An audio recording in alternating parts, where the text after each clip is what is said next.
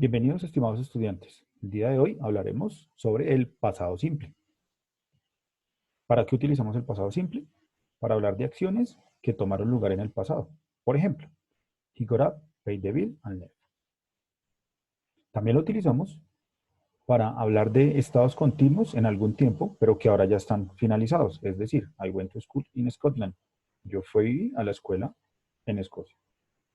Para hablar de acciones que pasaron regularmente en el pasado. Por ejemplo, I often played tennis with her. Yo a menudo jugaba tenis con ella.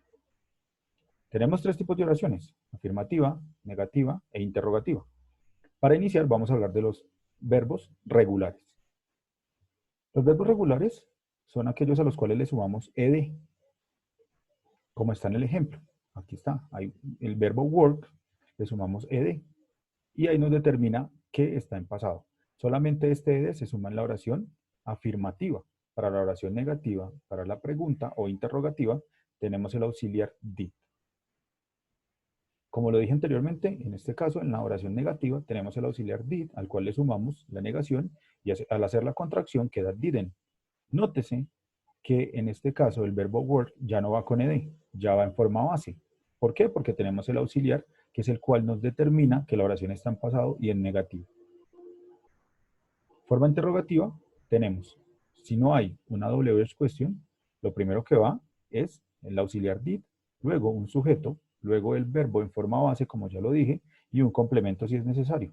¿Por qué no va el verbo con ed? Muy fácil, porque tenemos el auxiliar did. Reglas para sumarle ed a los verbos regulares. Cuando el verbo termina en e, simplemente le sumamos d. Cuando el verbo termina en y, pero antes hay una consonante, le quitamos la y y le sumamos ied. Es el caso de study, quedaría en pasado studied. Ahora hablemos de los verbos irregulares, la tan famosa lista de verbos irregulares. Esa lista generalmente tiene tres columnas, que dice una que está en presente, pretérito y pasado participio.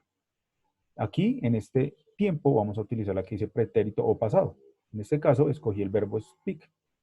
En oración afirmativa quedaría I spoke, ¿sí?, con todos los pronombres personales. Aquí quedaría con todos los pronombres personales.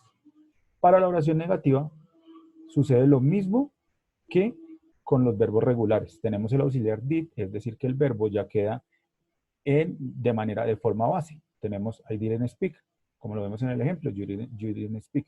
¿Por qué? Porque el auxiliar nos determina que la oración está en pasado. Para la oración interrogativa o pregunta es la misma estructura de los verbos regulares. Es decir, primero va el auxiliar, luego el sujeto y luego el verbo, vuelvo y repito, que va en forma base. Aquí tenemos unos ejemplos claros. They went to school, en afirmativo. They didn't go to school, lo tenemos en negativo, como vemos el verbo va en forma base. Y en pregunta, did they go to school. En el siguiente, he swam, que está en oración afirmativa.